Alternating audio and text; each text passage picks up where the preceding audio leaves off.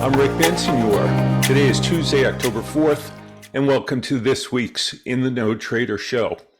Well, we've got a market that is again ripping to the upside, just like it had done yesterday on Monday. S&P up 102 points as we record just past the noontime hour. The NASDAQ 100 is up 3%. That's actually exceeding the 2.8% that the S&P is up. The Dow is up in the neighborhoods of about 2.5%. So another pure risk-on game going on today. 10-year yields down 5 bips today at 3.6%. Crude oil up over $3 a barrel. Natural gas finally has an update, up 26 cents at 6.73. Bitcoin up $600 to just about 20,100. The dollar is down significantly today, and we'll talk about this. This is what is certainly fueling the market, to the stock market, to the upside. And gold is up another $33 after having a substantial move higher yesterday. So let's take a look what we've got going on here in today's show. Our trader education portion is going to focus on knowing when not to press your bets in the direction of the trend. And then in our sector focus, I look back in my notes and I realized that we haven't done healthcare in quite some time. And certainly had a very good September, pushing right to near the highs of the year. So let's take a look at this week, the chart of the XLV, which is the Spider ETF for healthcare for the S&P 500. We'll look at it, how it's doing relative to the S&P, and then we'll take a look at the top 10 holdings in the S&P 500 healthcare index, starting off with United Healthcare and J&J, and making our way through those names. To sign up to get my weekly tactical trader report, which generally comes out Thursdays, not every week, but generally. And in this report, we go through the macro environment at a pretty deep level. So each week we'll take a look at what's going on in the bond market, the currency market. In the case of, what's the dollar looking at, we'll take a look at often gold, crude oil, and a deep dive into the S&P. Then I give you a new ETF recommendation each week, as well as go through and update every open prior recommendation we have on until that trade gets closed out. The other report I have is the monthly 7-11 report that just came out a couple days ago to start the month. The goal there is to outperform the S&P 500 by being in no more than 7 of the 11 Spider macro ETFs that comprise the S&P 500. So for instance, XLK is technology, XLE is energy, XLI is industrials, and so on. There are 11 sectors to the S&P.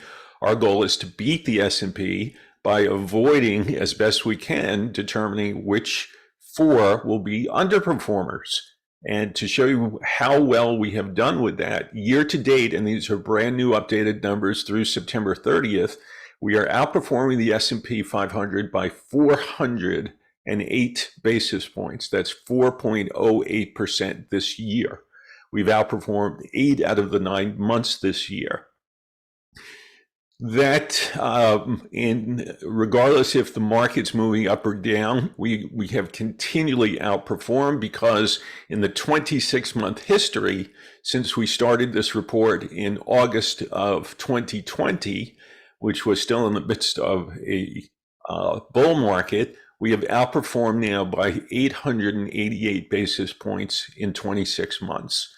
That's about a 34 basis point outperformance on average each month, and is what I can tell you from somebody who's been in this industry over 40 years. There are very few who can outperform the S&P over time, both in up and down markets, and we prove to you that you can. So if you are an individual investor who has money in spiders or some type of S&P 500 fund, you are much better off, in my opinion, going into and subscribing to this 7-Eleven newsletter, because if you follow along as we tell you how to allocate across the sectors, you will outperform the S&P, or at least better said from also somebody who's been in the marketplace over 40 years, the expectation is that you will outperform based upon how we've done and the consistency at which we've done this.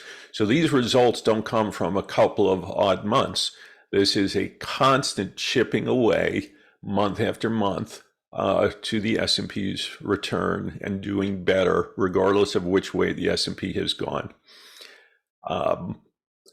So if you are a financial advisor and you have client money in passive index funds, this is something you should be looking at. And a large portion of subscribers to the 7-Eleven report are financial advisors too, who have found a better way to make clients happy by outperforming the market in both up market and down market. You can't find that many places on the street with such consistency as we're giving you.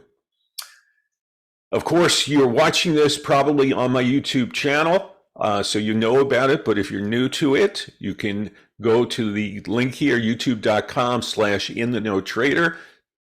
That'll bring you to our page on YouTube, and of course click the subscribe button in YouTube, and this way every time you bring up the page you'll see all the videos that we have. And I also occasionally tweet, so follow me at InTheKnowTrader on Twitter, and you can also get sometimes, again, I don't do it that often, but it pays to follow too, because sometimes I'll put something up fairly relevant to what's going on at any given moment. So let's now kind of talk about the idea of knowing when not to press your bets. And this concept is something that's really important to anybody who's in the marketplace, because when you have a defined trend, there are good times and not such good times to keep playing in the direction of the trend and continually putting new money in to play that direction, whether in up or down market. And I want to specifically relate this to our ability to, with good consistency, figure out when not to be playing in the direction of the trends with new money on any given day. And part of the ways we do that is by using the combination of indicators that I use, which are much more institutionally focused type of indicators. It's not that the public can't get their hands on them, but many of these are costly. They do not show up on your average website that has a technical charting package, and therefore helps give us the edge that we have to constantly outperform the market and do better. And that comes from the skill built in a 40-year career on the street in playing the markets on a day in, day out basis for that 40-year time period, and understanding things that go well beyond what you hear people talking about on business media TV channels or interviews you read in the newspapers from or websites from the many very average Tom, Dick, and Harrys that are interviewed. There's clearly a skill in being able to do this, to do better than the passive indexes. And by the fact that historically 6 out of 7 people on the street cannot outperform, you're talking about a number of less than 15% of those out there. So if you think of all, let's say, the people you see on an average week interviewed on Fox or Bloomberg or CNBC, and you realize the dozens and dozens of people that are being interviewed, you're talking about a very few percent of them who actually create value for their clients in their prognostications of what's going to happen in the market. So let's pull up a chart here, and I'm going to pull up a basic S&P chart. And I've pulled off all annotations that I typically show to my in-the-know trader clients in the ways to help devise how we time the market and play the swings that we do. So I've got only a 200-week moving average up on the S&P. So last week we made new lows, right? We took out the June lows only to come and close last Friday basically on the 200-week moving average. In general, being that that is the first time we've come to play that important level that people look at, whether it's right or wrong, doesn't matter. The 50-week and 200-week, as well as the 50-day and 200-day moving averages, are key levels that people look at. And there will be those who, as long as it's positively sloped, will buy the 200-week moving average, given the opportunity to, regardless of how they feel about the market. Now, if you did that back in the COVID times, you had let's see, that we closed above it. So we had only one weekly close beneath before we started moving up again. So you ultimately had 3 closes beneath the 200-week moving average, but this is a level seen in a long-term upward sloping moving average that you're going to have buyers come in. Obviously, we are zooming to the upside this week. And this is one of the reasons that this, like last week, the fact that last Friday was end of quarter, end of month, and an option expiration day takes a little bit less of the significance away of having exceeded the June lows. You then hit the 200-week moving average at the same time. So in general, I'd say it's not typically the type time you want to press a bet. Now, if I move to the daily chart of the S&P, so the same time we hit the 200-week moving average, the S&P marks a sequential 13 downside exhaustion signal. Now, that's only the third one this year. And if you look at where the other 2 came into place, one came in mid-March, right on the low, on a test of the February lows. We had a pretty strong rally for 2 weeks straight. One came in May, where we essentially paused and rallied into June before then falling to the June lows. And now we had one again on Friday. So I was not pressing my bets then. And now we've obviously had a very strong 2 up days. More and more people are talking about these DeMark models than you've seen in the past, as there's a select group of technicians who are watching this, who get some public appearance time and talk about these. So they're helping to influence others, which is fine. And you've got the big rally here over 2 days. Now, whether or not this ends up being a 2-day rally, a 4-day rally, a 2-week rally, or a month-long rally, or whatever it is, the important part is knowing at least when not to be pressing bets. So right now, given the fact that we made a nominal new low and have come screaming back, to me, this is all part of the test of, and a successful test of, the June lows. Too early to make much out of it besides that, other than one could start doing their typical analysis as to how far this might go. If you're going to step in front of this right now bullish move, because it's a strong move and so many people want to see the market rally.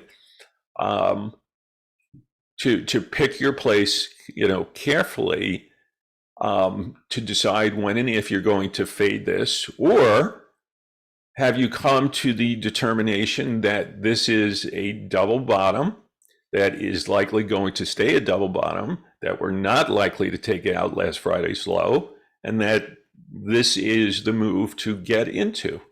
And In the No Trader subscribers will hear from me on our when I write Thursdays In the No Trader piece that comes out for Friday trading. You'll get my thoughts on that.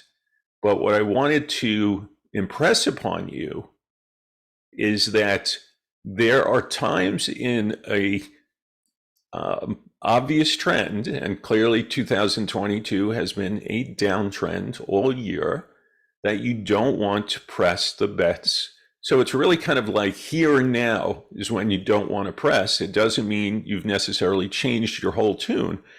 And I'll go more into depth in the written piece on Thursday night as far as why we may or may not continue higher, because I have clear thoughts about that.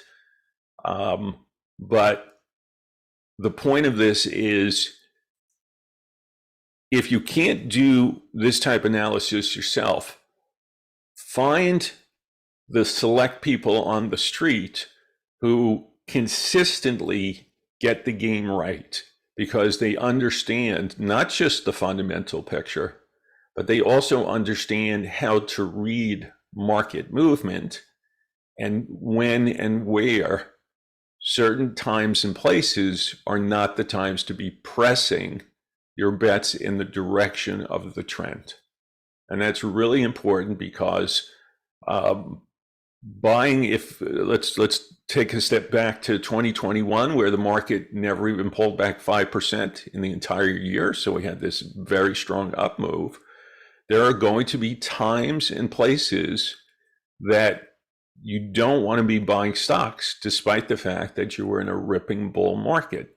Because if your timing's bad and you happen to catch a period that you get, a month or two of adverse price movement, it can be costly. Now, obviously, last year, based upon the S&P itself, nothing was terribly costly. But when you get down to individual names and you realize that kind of in the winter of 2021 is when tech stocks peaked. So buying a lot of tech stocks as they were falling in what still appeared to be an uptrend in a general sense was also costly.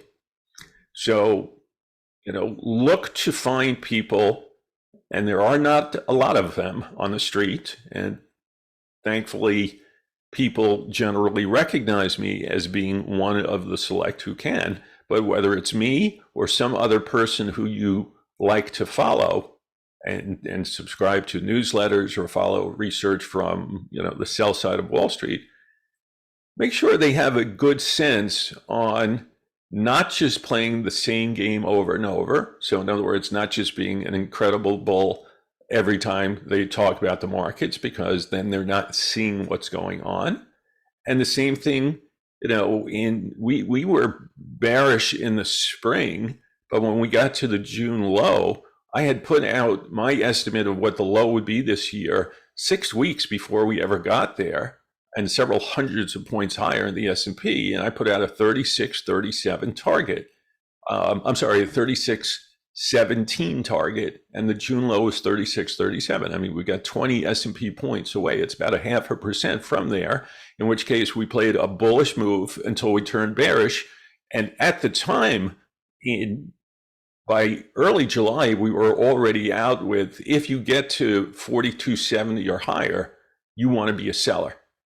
And obviously we got there, we got to 43.25, and then we fell down to the new lows now. So you want somebody who also can have the context of the bigger picture, but also understand when not to press bets in the direction of the general trend and even possibly play counter trend to it, which is what we do.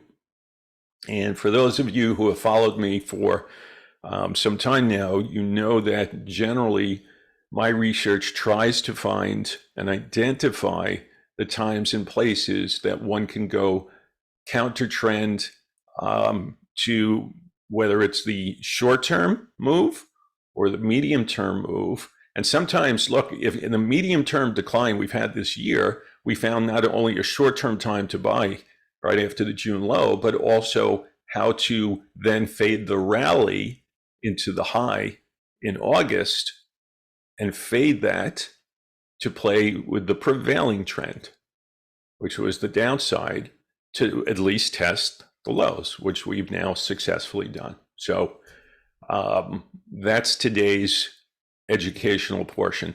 Let's get to some charts. So let's take a look at, here is Heath Care, XLV. And the few things I'm going to notice here, just in doing a quick look, is prior support, one weekly breakdown through it that came storming back. That still gives me the sense that anywhere from there to here, oops, that shouldn't be like that, is an important support zone. Now, we also, when I put the cloud up, the lagging line is still above the bottom of its cloud. So we kind of know in the next several weeks that 118 and change is where XLV has to hold up above, or it will then end up looking like the S&P, which had a lagging line break through the bottom of its cloud, and that's how we had the recent swift decline. This pattern is, as long as we end this week decently, you have a Morningstar weekly pattern that's potential, which is generally looked at bullishly. So when we look at this type picture, it says healthcare is still decent and could easily come back towards get into the mid 130s again, just kind of in the sense that if it holds in here, you'd expect to come back towards the upper end. Now, it may have some cloud resistance to deal with along the way, but because this the lagging line is still held, this is still a somewhat bigger picture, bullish picture with near-term questionable. Let's look at XLV now versus the S&P, so we get relative strength, and you can see that, well, this month now we're starting off, we're pulling back to start this month because healthcare is underperforming as more of the secular stuff, the non-cyclical parts of the S&P are rallying these 2 days more strongly than the defensive side. So possible double top, possible even triple top if we significantly fall beneath these highs. But in general, I look at this picture, and the cloud's not going to help me much here, so I'm just going to take it away. And when you look at this, you still have a general sense that there's strength here and that this shouldn't plummet. But you can see the recent range, each month or every couple of months, there's been a recent shift here. But somewhere, it's not exactly here, but when you look at where these recent lows are, you get a sense that that's your inflection point, right? So you spent all of 2021 down there. You should kind of hold in here now, and you look at this zone of where the highs were and where the lows are as your flipping point. So right now, still okay, but obviously some near-term weakness to start the month. Let's now take a look at the 10 names, the 10 biggest names in XLV based on market cap. And let's just put up sequential and propulsion and kind of just get a sense here of what's going on. So double top in the actual UNH stock itself. And Here's the June low. So this came back to essentially tie the all-time highs, and now it's pulled back, and it's holding against, last week's low was the bearish propulsion exhaustion level. As long as we stay above there, we're okay. Break beneath it, you'll get a little cloud support, but it could open the door to getting down to 468-ish or so. That would be the important level that I pretty much want to see on the downside hold. On the upside, you've got some targets, 551-ish and a little higher there towards 560, and then well higher if this holds. So in general, this name is held. The pullback came right to the cloud support, double topped, and we'll see over the next few weeks how this trades. But, you are seeing some support from down here, and you have some potential resistance just a little higher in the very short term. But generally, a good chart. J&J, different looking chart. Price has already come through the cloud, just to give you a sense. Now these are different type names within healthcare, but look at how in UNH the cloud held as support, and when we go again to J&J, you see that this has broken beneath. Your lagging line's still in here, so you don't have a total breakdown. But if you look at what the old highs were from July of 2021. We poked through, we got beneath, we poked through again, and we got beneath. That's basically a triple top right near 150.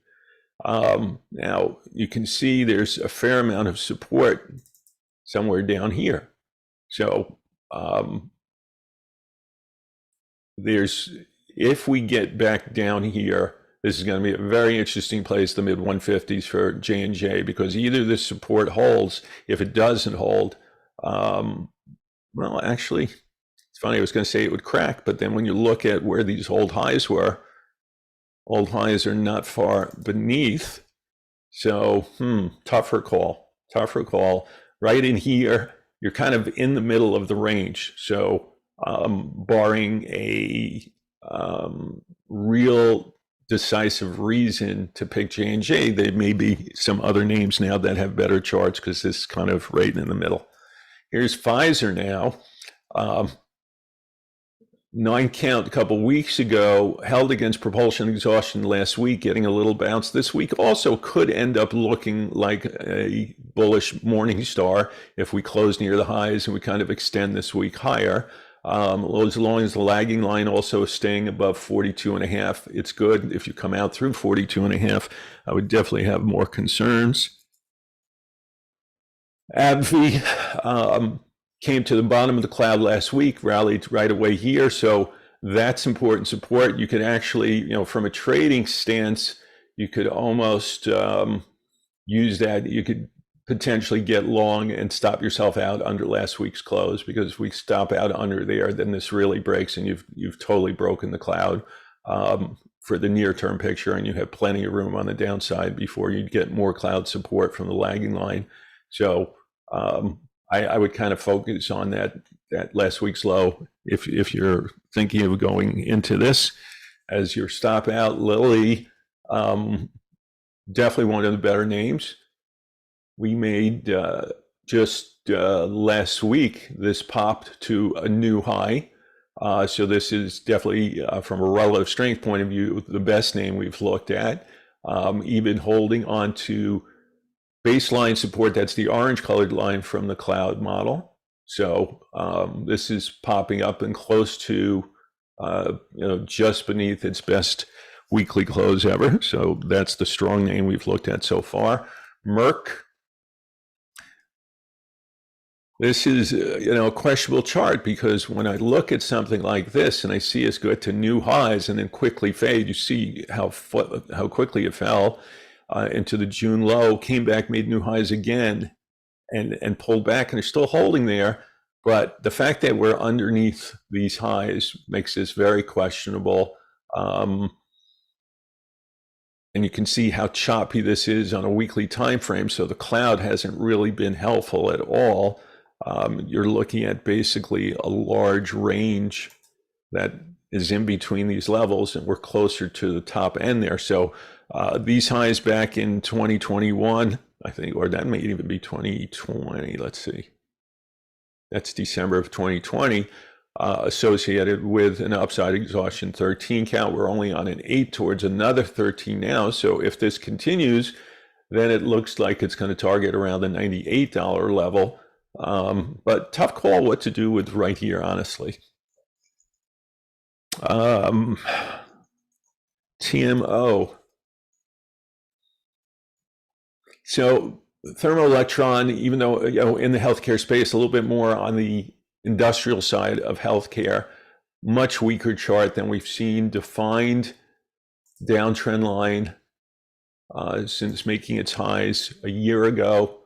You can see somewhere in here is no one level, but somewhere in here is support from where it broke out from, and you can see now we've doubled or potentially double bottomed against it. Let's see if I put on an aggressive sequential, whether or not this got to a 13. It did. So last week did on an aggressive sequential get to the 13. So you had one break and you're right back into the cloud. Same type thing. You could theoretically play against this, these lows here, near 500 to play for a move back up to maybe, 575, 580 or the trend line or something. It's possible that could hold. Abbott. Definitely one of the worst charts we've seen. So we've broken the cloud here. Notice back on the COVID sell-off, the lagging line held right against the bottom of the cloud. Now we've broken through. That's a definitely more significant breakdown. So if you want to pair trade something in order to reduce risk, you find a comp name for Abbott that has a better chart. You can buy that name and sell Abbott against it because this is definitely a weaker chart. So that's one of the ways. If you don't want to just outright short a name, I certainly understand that. But if you want to pair this up against a different pharmaceutical name, like a Merck or actually a Lilly, which we saw had the best chart of what we've looked at. That's that so far. In fact, just to give you a sense, if we do long Lilly versus what was this Abbott, short Abbott, there should be an upward chart. Yeah. Interesting. It's got a 13. All right. So that was the daily and the weekly. So here's the type thing that if this pulls back, I probably look for this to, well, first see if it kind of holds in here, but I wouldn't mind at all putting this on. If Abbott outperforms in the near term, I'd probably look for to put this back on in favor of Lilly if we get a pullback to the baseline. So any charting package that lets you compare one security versus another that also has cloud charts, you can do this for yourself and pay attention to it. Danaher is a name that broke its cloud. This is actually a trade we put on in options play a week or two ago, having noticed the break. So we are getting obviously a strong up move this week, but it doesn't necessarily nullify the fact that this is broken and still has a downward bias to it. So, here's the picture that I'm going to be dealing with over the next several weeks to see whether or not we keep this or not. And lastly, Bristol Myers.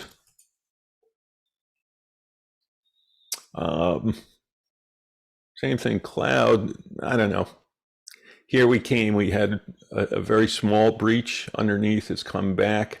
This is the type name that, if you look at where these old highs were, oops, if I move my mouse too quickly, it shoots up a vertical line instead of horizontal. So look, we came back to support. It's getting bounced. Here's a name you could play for, kind of a tactical trade towards the upside, but this look still does have a downtrend line. It's not like it's out of the woods yet, but there's potentially some upside here you could play with against those recent lows. So that's it for this week. Let's see. I will be back next Tuesday with a new show, and I hope you enjoy these and learn something from them. I do my best to give you the best knowledge and experience I can to help you better navigate the markets. So that's it. I'm Rick Bensignor. This has been In the Know Trader.